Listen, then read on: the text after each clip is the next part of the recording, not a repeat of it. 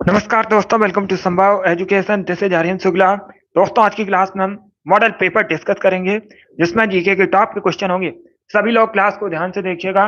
जो extra fact आपको बताए जाएं उनको भी ध्यान से सुनिए, क्वेश्चन पूछे जा सकते हैं। गुड मॉर्निंग सभी को। गुड मॉर्निंग दोस्तों। चलिए शुरू करते हैं आज की क्लास।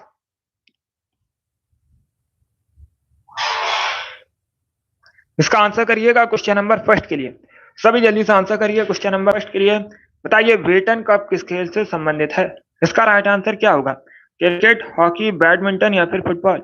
इस प्रकार से ऑप्शन हैं। तो बताइए राइट आंसर क्या होगा? राइट आ रहा हूँ, आप लोग आंसर करिए। हॉकी से संबंधित है। या तो option number B correct answer है, बेटन कप हॉकी से संबंधित है। तो option number B correct answer होगा। परीक्षा में पूछा जाता है, फील्ड हॉकी की एक टीम में खिलाड़ियों की संख्या कितनी होती है? 11 होती है। इंपॉर्टेंट है, इसे आप लोग याद रखिएगा। अब इसका आंसर करिए क्वेश्चन नंबर 2 के लिए। बताइए इसका राइट आंसर क्या होगा? निम्न में से कौन सी झील अपने स्थान की दृष्टि से असंगत? तो सभी इसका आंसर करिए। बताइए इनमें से कौन सी झील अपने स्थान की दृष्टि से असंगत है? तो इसका right answer option number A होगा, चिल्का लेक उड़ीसा में। कई बार मैंने आपको बताया भी है, एनटीपीसी की परीक्षा में पूछा हुआ क्वेश्चन है, जैसे आप लोग याद रखिएगा। चिल्का लेक जो है ये उड़ीसा में है। भारत की सबसे बड़ी खारे पानी की झील है और ये एक लैगून झील है। कहाँ पर है? उड़ीसा में। बाकी आप लोग याद रखिएगा, बूलर जम्मू कश्मीर में है, सांबर राजस्थान में है, लोनार महाराष्ट्र में है। इसका right answer option number A होगा। अब इसका आंसर करिए क्वेश्चन नंबर 3 के लिए। डोगरी भाषा बताइए मुख्य रूप से इनमें से कहाँ बोली जाती है? आपको बताना है इनमें से कहां पर मुख्य रूप से डोगरी भाषा बोली जाती है। तो इसका right answer option number A होगा, जम्मू कश्मीर में। यस, ए करेक्ट आंसर होगा। जम्मू कश्मीर में इनमें से मुख्य रूप से डोगरी भाषा बोली जाती है। भारत का केंद्र शासित प्रदेश है जम्मू कश्मीर और इसका जो बॉर्डर है पाकिस्तान देश से भी मिलता है। अब इसका आंसर करिएगा क्वेश्चन नंबर 4 के लिए। निम्न में से किसने सितार का आविष्कार किया था? तो सभी इसका आंसर करिए। आपको उसका नाम बताना है जिसने सितार का आविष्कार किया था। जहांगीर, तानसेन, अमीर खुसरो या फिर सलीम खां? तो उसका right answer option number C होगा, Amir Khusro. Yes, C correct answer होगा। अमीर खुसरो ने सितार का आविष्कार किया था। सी करेक्ट आंसर होगा। बहुत अच्छे, सभी ने करेक्ट आंसर दिया इस बार आप सभी के राइट आंसर है। वेरी गुड दोस्तों। चलिए आगे बढ़ते हैं। तो सभी इसका आंसर करिए क्वेश्चन नंबर 5 के लिए। अंगूर में पूछा गया है कौन सा एसिड पाया जाता है? इसका राइट आंसर क्या होगा? इसका right answer option number C होगा, टार्टरिक एसिड। क्या करेक्ट आंसर होगा? Option number C correct answer होगा। अंगूर में टार्टरिक एसिड पाया जाता है। बाकी अगर हम ऑप्शन की बात करें, सभी लोग ध्यान से सुनिएगा। ऑक्जेलिक एसिड टमाटर में पाया जाता है। इंपॉर्टेंट है, पूछा जाता है टमाटर में कौन सा एसिड पाया जाता है? ऑक्जेलिक एसिड पाया जाता है। लैक्टिक एसिड खट्टे दूध में पाया जाता है। बाकी एस्कॉर्बिक एसिड विटामिन सी का केमिकल नेम है। तो इन चारों ऑप्शन को आप लोग याद रखिएगा, इंपॉर्टेंट है परीक्षा की दृष्टि से। इसका आंसर करिएगा क्वेश्चन नंबर 6 के लिए। बताइए राष्ट्रीय मानवाधिकार उपभोक्ता अधिकार दिवस कब मनाते हैं? Good morning. तो उस तभी इसका आंसर करिए क्वेश्चन नंबर 6 के लिए। ऑप्शन को पढ़ लीजिएगा, उसके बाद ही आंसर करिए। जल्दबाजी में आपको आंसर नहीं देना है। राष्ट्रीय मानवाधिकार दिवस नहीं पूछा गया है, यह अलग क्वेश्चन है। राष्ट्रीय उपभोक्ता अधिकार दिवस पूछा गया है। तो इसका राइट आंसर क्या होगा? सभी को गुड मॉर्निंग। देखिए इसका right answer option number A होगा, 24 दिसंबर को। ए करेक्ट आंसर होगा इसका। क्या करेक्ट आंसर होगा? ऑप्शन नंबर ए इसका राइट आंसर। आप लोग याद रखिए, भारत में राष्ट्रीय उपभोक्ता अधिकार दिवस मनाते हैं 24 दिसंबर को। ए करेक्ट आंसर होगा। अगर पूछ लें अंतरराष्ट्रीय उपभोक्ता अधिकार दिवस कब मनाया जाता है, तब आप लोग याद रखिएगा 15 मार्च को प्रतिवर्ष। कब? 15 मार्च को प्रतिवर्ष अंतरराष्ट्रीय उपभोक्ता अधिकार दिवस मनाते हैं। भारत में कब मनाया जाता है? 24 दिसंबर को। इसका आंसर करिएगा क्वेश्चन नंबर 7 के लिए। सब इसका आंसर करिए क्वेश्चन नंबर 7 के लिए। बताइए इसका राइट आंसर क्या होगा? प्रश्न इस प्रकार से, मालवा पठार की प्रमुख मिट्टी आपको बताना है क्या है?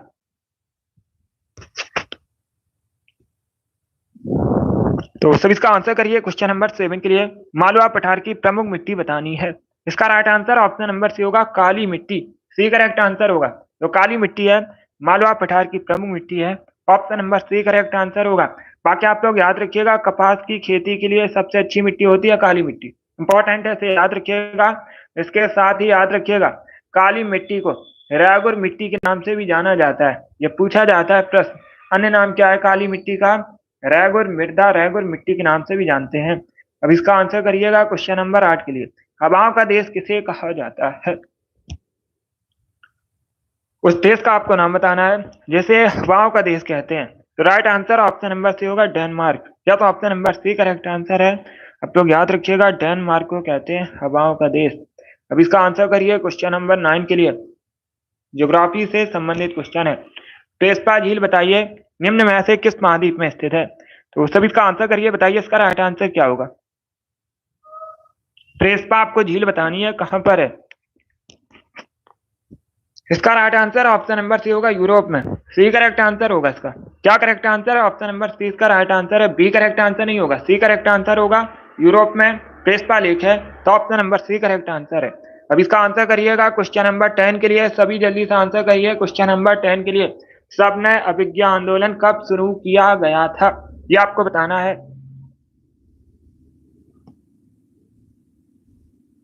सभी जल्दी से आंसर करिएगा, बताइए इसका राइट आंसर क्या होगा। ऑप्शन को पढ़ लीजिएगा, उसके बाद ही आंसर करिए। जल्दबाजी में आपको आंसर नहीं देना है। डी करेक्ट आंसर होगा 1930 में, 1930 में सबने अभिज्ञा आंदोलन शुरू हुआ था, नेतृत्व किया था महात्मा गांधी ने। अब इसका आंसर करिएगा क्वेश्चन नंबर 11 के लिए। बताइए इसका राइट आंसर क्या होगा। शेषाचलम बायोस्फीयर रिजर्व निम्न में से कहां पर है? तो सभी इसका आंसर करिए क्वेश्चन नंबर 11 के लिए। यस भी जरूर। अब इसका आंसर करिएगा क्वेश्चन नंबर 11 के लिए। क्या पूछा गया है? शेषाचलम बायोस्फीयर रिजर्व निम्न में से किस राज्य में है? इसका right answer option number D होगा, आंध्र प्रदेश में। क्या करेक्ट आंसर होगा? डी करेक्ट आंसर होगा। डी करेक्ट आंसर होगा इसका। आंध्र प्रदेश करेक्ट आंसर होगा। यह ग्रुप डी की परीक्षा में पूछा हुआ क्वेश्चन है। इसका right answer option number D होगा। अब इसका आंसर करिएगा क्वेश्चन नंबर 12 के लिए। बताइए भारत में निजी क्षेत्र का बैंक कौन सा है इनमें से? तो सभी इसका आंसर करिएगा। भारत में निजी क्षेत्र का बैंक आपको बताना है इनमें से कौन सा है। इसका right answer option number B होगा, Kotak Mahindra bank. Yes, B correct answer होगा। कोटक महिंद्रा बैंक जो है भारत में निजी क्षेत्र का बैंक है, तो option number B correct answer होगा। अब इसका आंसर करिएगा क्वेश्चन नंबर 13 के लिए।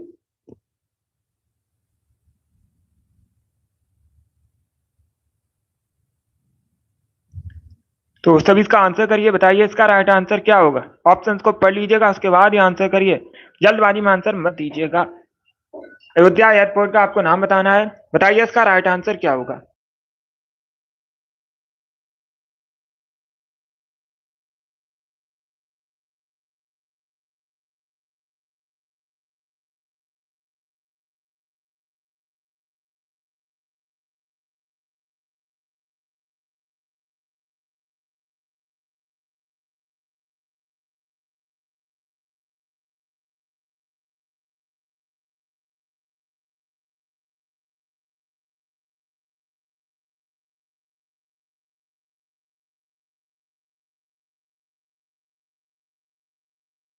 इसका आंसर करिएगा क्वेश्चन नंबर 13 के लिए। बताइए राइट आंसर क्या होगा। अयोध्या एयरपोर्ट का नाम बताना आपको। तो right answer option number B होगा, महर्षि वाल्मीकि हवाई अड्डा। बी करेक्ट आंसर होगा इसका। क्या करेक्ट आंसर होगा? Option number B. बाकी अयोध्या भगवान श्री राम की जन्मभूमि है, कई बार मैंने आपको बताया भी है, आप लोग जानते भी होंगे। सरयू नदी के किनारे बसा है, ये पूछा जाता है प्रश्न। अयोध्या उत्तर प्रदेश में है। अब इसका आंसर करिएगा क्वेश्चन नंबर 14 के लिए। बताइए दोस्तों, भारत में सबसे पहले दिखाई देने वाला कंप्यूटर वायरस कौन सा है? पहले क्वेश्चन को समझिए। भारत में दिखाई देने वाला पहला कंप्यूटर वायरस पूछा गया है। Good morning. इसका right answer option number A होगा, सी ब्रेन। यस, ब्रेन भारत में दिखाई देने वाला पहला कंप्यूटर वायरस है। अब इसका आंसर करिएगा। बताइए क्वेश्चन नंबर 15 का करेक्ट आंसर क्या होगा। इंकलाब जिंदाबाद का नारा किसने दिया था? खुदीराम बोस, सुभाष चंद्र बोस, महात्मा गांधी या फिर Bhagat Singh? D correct answer होगा भगत सिंह ने। Yes, option number D correct answer है। इंकलाब जिंदाबाद का नारा दिया था भगत सिंह ने। तो option number D correct answer है। अब इसका आंसर करिएगा क्वेश्चन नंबर 16 के लिए। इको मार्क प्रतीक आपको बताना है किससे संबंधित है। इसका राइट आंसर क्या होगा? इको मार्क प्रतीक बताइएगा किससे संबंधित है। इसका right answer option number B होगा, पर्यावरण के लिए सुरक्षित सामग्री से संबंधित है। तो option number B correct answer होगा। अब इसका आंसर करिएगा क्वेश्चन नंबर 17 के लिए। बताइए क्वेश्चन नंबर 17 का करेक्ट आंसर। नीग्रो नदी निम्न में से किसकी सहायक नदी है? नाइजर, जाम्बेजी, अमेजन या फिर नील। इस प्रकार से ऑप्शन हैं। तो सभी इसका आंसर करिएगा। बताइए इसका राइट आंसर क्या होगा।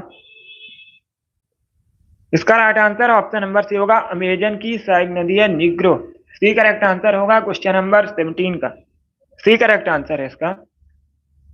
अब इसका आंसर करिएगा क्वेश्चन नंबर 18 के लिए। बताइए ब्रह्मगिरी वन्यजीव अभ्यारण्य कहां पर है? उत्तर प्रदेश, तमिलनाडु, मिजोरम या फिर कर्नाटका में। ब्रह्मगिरी वन्यजीव अभ्यारण्य आपको बताना है कहां पर है। डी करेक्ट आंसर होगा कर्नाटका में। Yes, option number D correct answer है। कर्नाटक में। आप लोग याद रखिएगा ब्रह्मगिरी वन्यजीव अभ्यारण्य। अब इसका आंसर करिए क्वेश्चन नंबर 19 के लिए। बताइए भारत का राष्ट्रीय युद्ध स्मारक कहां पर है? राजकोट, कोच्चि, लखनऊ या फिर नई दिल्ली। तो नई दिल्ली करेक्ट आंसर होगा। नई दिल्ली में भारत का राष्ट्रीय युद्ध स्मारक स्थित है। अब इसका आंसर करिए क्वेश्चन नंबर 20 के लिए। क्वेश्चन नंबर 20 के लिए आंसर करिए। टोडा जनजाति मुख्यतः कहाँ निवास करती है? अभी ये 4 ऑप्शन दिए गए हैं, इन ऑप्शन को पढ़ लीजिएगा, उसके बाद ये आंसर करिए। जल्दबाजी में आपको आंसर नहीं देना है। टोडा जनजाति के लोग मुख्यतः कहाँ निवास करते हैं? तो इसका right answer option number C होगा, तमिलनाडु में। यस, सी करेक्ट आंसर होगा। क्या करेक्ट आंसर है? सी करेक्ट आंसर है, तमिलनाडु। इसका आंसर 1 के लिए। बताइए भारतीय संविधान की 11वीं अनुसूची में कितने विषय हैं टोटल? भारतीय संविधान की जो 11वीं अनुसूची है इसमें आपको बताना है टोटल विषय कितने हैं। तो सी करेक्ट आंसर होगा 29 विषय हैं। सी करेक्ट आंसर होगा। अब इसका आंसर करिएगा क्वेश्चन नंबर 22 के लिए। बताइए किस मौर्य शासक को यूनानियों द्वारा अमित्रघात कहा जाता था? आपको उस मौर्य शासक का नाम बताना है जिसे यूनानियों द्वारा अमित्रघात कहा जाता था। इसका राइट आंसर क्या होगा? इसका right answer option number B होगा, बिंदुसार को। यस, बी करेक्ट आंसर होगा, बिंदुसार को यूनानियों द्वारा अमित्रघात कहा जाता था। बी करेक्ट आंसर होगा। बी करेक्ट आंसर होगा इसका। बताइए इंसुलिन का आविष्कार किसने किया था? आपको बताना है इंसुलिन का आविष्कार किसने किया था। इंसुलिन की कमी से मधुमेह रोग होता है, आप लोग याद रखिएगा। और विश्व मधुमेह दिवस प्रतिवर्ष 14 नवंबर को सेलिब्रेट करते हैं। इसका right answer option number B होगा, F Banting. Yes, B correct answer होगा। एफ बैटिंग ने इंसुलिन का आविष्कार किया था। अब इसका आंसर करिएगा क्वेश्चन नंबर 24 के लिए। सभी जल्दी से आंसर करिए क्वेश्चन नंबर 24 के लिए। बताइए राइट आंसर क्या होगा। कावल टाइगर रिजर्व निम्न में से किस राज्य में स्थित है? कावल टाइगर रिजर्व आपको बताना है इनमें से किस राज्य में स्थित है। मध्य प्रदेश, महाराष्ट्र, कर्नाटक या फिर तेलंगाना में। तो इसका right answer option number D होगा, तेलंगाना में। क्या करेक्ट आंसर होगा? डी करेक्ट आंसर है, तेलंगाना में भारत में। आप लोग याद रखिएगा कावल टाइगर रिजर्व स्थित है। अब इसका आंसर करिए क्वेश्चन नंबर 25 के लिए। निम्न में से चिली की करेंसी बताइएगा। अगर पूछ लें चिली की राजधानी तो याद रखिएगा सैंटियागो चिली की राजधानी है। करेंसी पैसो है। ए करेक्ट आंसर होगा। चिली की मुद्रा क्या है? पैसो। Option number A correct answer है। अब इसका आंसर करिए क्वेश्चन नंबर 26 के लिए। इनमें से रक्त मापने का यंत्र क्या है? रक्त मापक यंत्र बताइएगा इनमें से कौन सा है। तो इसका right answer option number A होगा, स्फिग्नोमैनोमीटर। ए करेक्ट आंसर होगा। क्वेश्चन नंबर 27 के लिए आंसर करिए। महाराष्ट्र का सुकरात किसे कहते हैं? महाराष्ट्र का सुकरात कहते हैं एम.जी. रानाडे को, और ये एक समाज सुधारक थे। डी करेक्ट आंसर होगा। इसका राइट आंसर क्या होगा? भारत की पहली महिला अशोक चक्र विजेता बताइए, उनका नाम आपको बताना है। तो इसका right answer option number C होगा, नीजा बनोट। यस, सी करेक्ट आंसर होगा। नीजा बनोट जो है भारत की पहली महिला अशोक चक्र विजेता है। Option number C correct answer होगा। बाकी ऑप्शंस की अगर हम बात करें, सभी लोग ध्यान से सुनिएगा। आशापूरा देवी ज्ञानपीठ पुरस्कार प्राप्त करने वाली भारत की पहली महिला हैं। कौन? आशापूरा देवी। बाकी बछेंद्री पाल माउंट एवरेस्ट पर जाने वाली भारत की पहली महिला हैं, बछेंद्री पाल। सुष्मिता सेन पहली भारत की मिस यूनिवर्स हैं। तो इन चार ऑप्शन को आप लोग याद रखिए, इंपॉर्टेंट है परीक्षा की दृष्टि से। 29 के लिए आंसर करिए, बताइए इसका राइट आंसर क्या होगा। 29 है ये क्वेश्चन नंबर। फतूहात ए फिरोज शाही में उसके प्रशासनिक उपलब्धियों का रिकॉर्ड दिया गया है। किसकी प्रशासनिक उपलब्धियों का रिकॉर्ड है? तो सभी इसका आंसर करिए, बताइए इसका राइट आंसर क्या होगा। गुलबदन बेगम, अबुल फजल, जियाउद्दीन वर्नी या फिर फिरसाद तुगलक। सी करेक्ट आंसर नहीं होगा, आप सभी के आंसर गलत है। इसका राइट आंसर क्या होगा? डी करेक्ट आंसर होगा, फिरोजशाह तुगलक। या तो option number D correct answer, आप लोग याद रखिएगा। फिरोजशाह तुगलक की आत्मकथा है ये। फिरोजशाह तुगलक की आत्मकथा है फतुहात-ए फिरोजशाही, तो डी करेक्ट आंसर होगा। अब इसका आंसर करिएगा क्वेश्चन नंबर 30 के लिए, बताइए इसका राइट आंसर। पॉलिटी से संबंधित क्वेश्चन है। भारतीय संविधान के भाग 4 का अनुच्छेद 43 बी किससे संबंधित है? ये डीपीएसपी संबंधित है और सहकारी समितियों से संबंधित है। या तो ऑप्शन नंबर डी इसका राइट आंसर होगा क्वेश्चन नंबर 30 का। अब इसका आंसर करिएगा क्वेश्चन नंबर 31 के लिए। थाईलैंड के वर्तमान में प्राइम मिनिस्टर बताइए कौन है? तो सभी इसका आंसर करिए क्वेश्चन नंबर 31 के लिए। Good morning. इसका right answer option number B होगा Shinawatra. Yes, B correct answer होगा सिनावात्रा। वर्तमान में थाईलैंड के प्राइम मिनिस्टर हैं, प्रधानमंत्री हैं।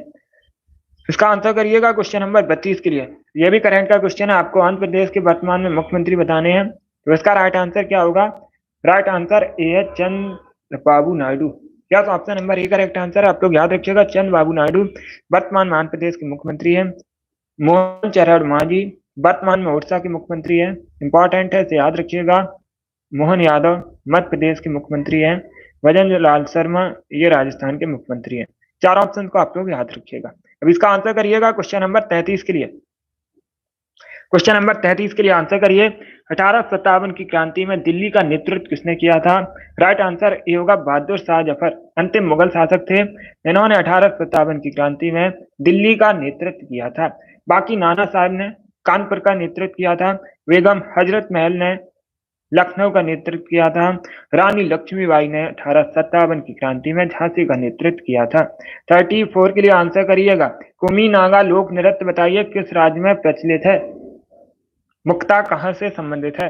इसका right answer option number C होगा नागालैंड। या सी करेक्ट आंसर होगा, नागालैंड से संबंधित है कुमी नागा लोक नृत्य, तो सी करेक्ट आंसर होगा। 35 के लिए आंसर करिए, बताइए इसका राइट आंसर क्या होगा। बौद्ध धर्म का प्रचार करने के लिए अशोक ने श्रीलंका किसे भेजा था? इसका राइट आंसर क्या होगा? तो इसका right answer option number D होगा महेंद्र को। डी करेक्ट आंसर होगा। बौद्ध धर्म का प्रचार करने के लिए अशोक ने श्रीलंका महेंद्र और संघमित्रा को भेजा था। तो option number D correct answer होगा इसका, महेंद्र करेक्ट आंसर होगा क्वेश्चन नंबर 35 का। इसका आंसर करिएगा क्वेश्चन नंबर 36 के लिए। विश्व व्यापार संगठन का मुख्यालय बताइए कहां पर है? तो सभी इसका आंसर करिए, बताइए इसका राइट आंसर क्या होगा। ऑप्शन को पढ़ लीजिएगा, उसके बाद ही आंसर करिए। जल्दबाजी में आपको आंसर नहीं देना है। देखिए इसका right answer option number B होगा Geneva Switzerland. Yes, B correct answer है। विश्व व्यापार संगठन का मुख्यालय कहां पर है? जेनेवा स्विट्जरलैंड में। तो option number B correct answer होगा। अशोक का पुत्र था महेंद्र।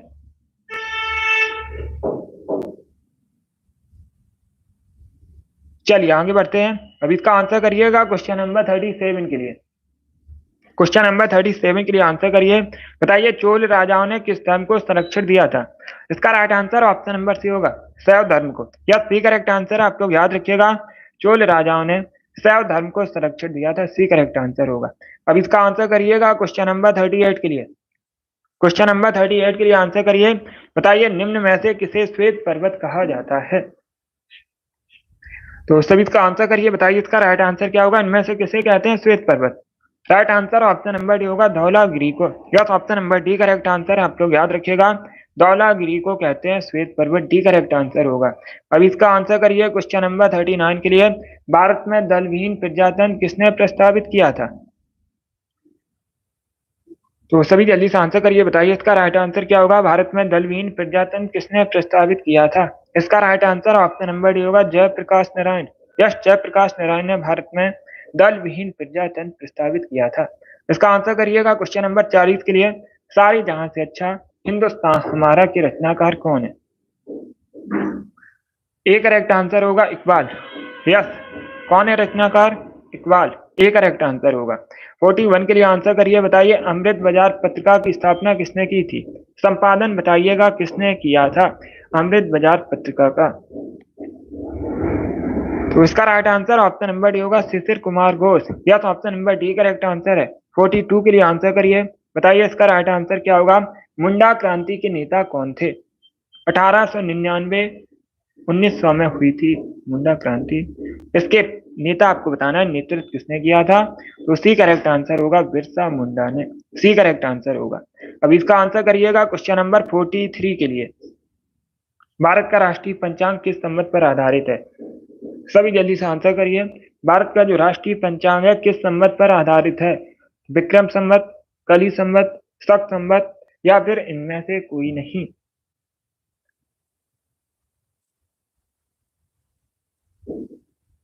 क्वेश्चन नंबर 43 है, सभी जल्दी से आंसर करिएगा। इसका राइट आंसर क्या होगा? इसका right answer option number C होगा शक संवत पर आधारित है।